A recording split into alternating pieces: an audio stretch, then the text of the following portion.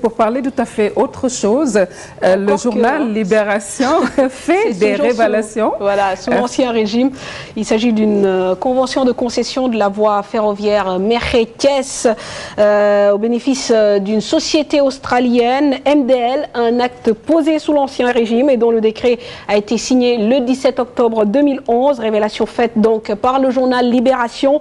Et cette société australienne est chargée de l'exploitation des mines de Sabodala. Autre révélation troublante du journal Libération, des soupçons de blanchiment d'argent qui pèseraient sur la dite société. Les explications et un récit de Chérif Dia.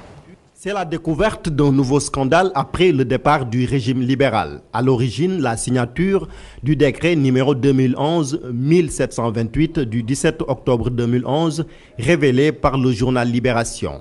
C'est un décret signé par Maître Abdoulaye Wade et son ancien ministre des Affaires étrangères, Maître Madi Kenya, qui à l'époque assurait l'intérim du Premier ministre. Le document en question approuve selon Libération la convention de concession de la voie ferroviaire Thiès-Mékhé et la voie entre Tivaouane et Anne.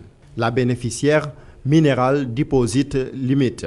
Auparavant, l'État du Sénégal avait octroyé en 2007 par décret une concession minière à la société australienne. Il crée avec celle-ci une société mixte d'exploitation appelée Grande Côte Opération SA. Le coût du financement est estimé à 600 millions de dollars, dont les 55 sont destinés au volet ferroviaire pendant une période de 25 ans pour la durée de l'exploitation de la mine.